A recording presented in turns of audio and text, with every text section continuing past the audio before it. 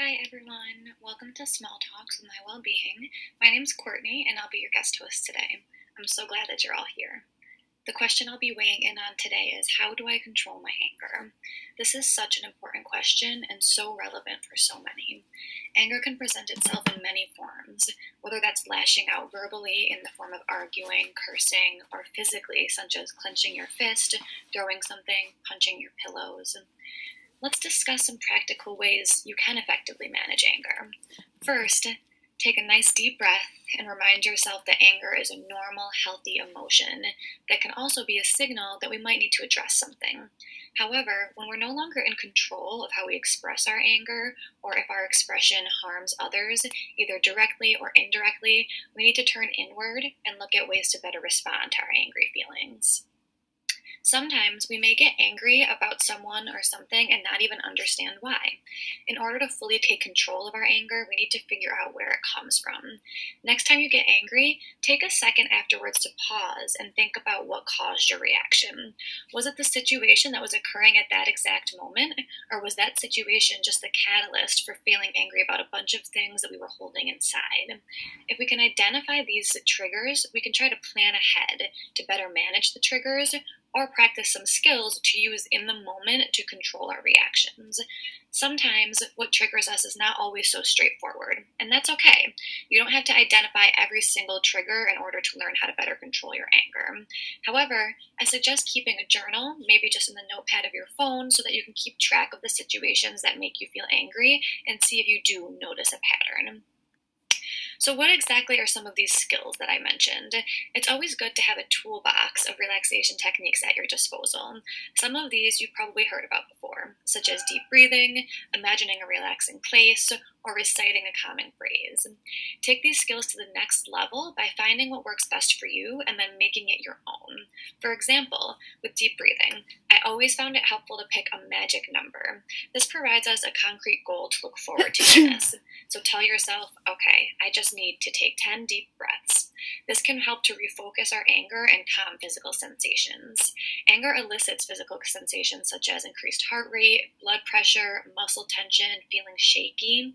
Doing this initial deep breathing exercise can help our body to relax and find that peace. Let's pick apart the imagining a relaxing place one.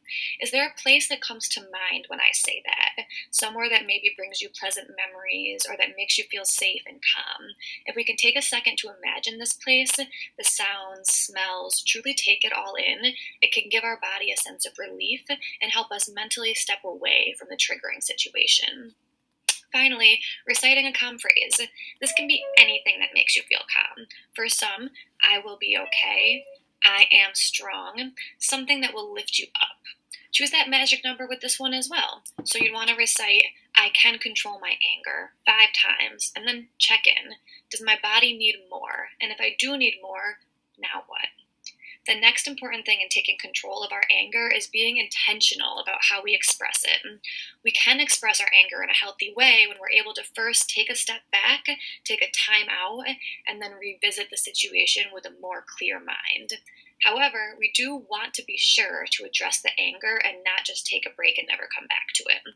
I often use a metaphor of a glass bottle inside all of us, and every time we ignore our emotions or our anger and don't process them, we're shoving more and more into that bottle.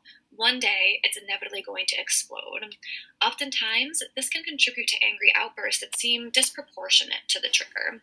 We can express our anger in many healthy ways, utilizing communication skills such as I statements to respectfully and effectively address the problems instead of lashing out or being quick to blame others. If there isn't someone to talk to in this situation, or you just don't think that it would be helpful, we can let our anger out in other ways. This can be done through journaling, art, exercise, or seeking support from a professional such as a school counselor or therapist. So let's recap what we talked about today. Practical steps to control your anger are 1. Normalize your anger. Remember that anger is an emotion that's giving us information. Try not to beat yourself up about it. 2.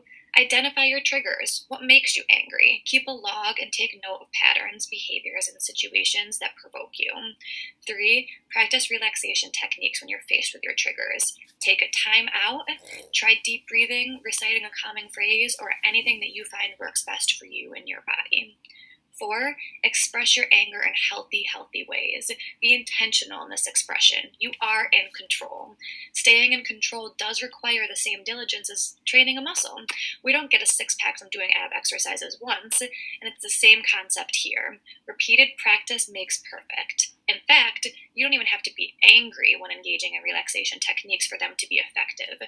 The more you practice when you're feeling level-headed, the easier it becomes to control your anger during these intense moments.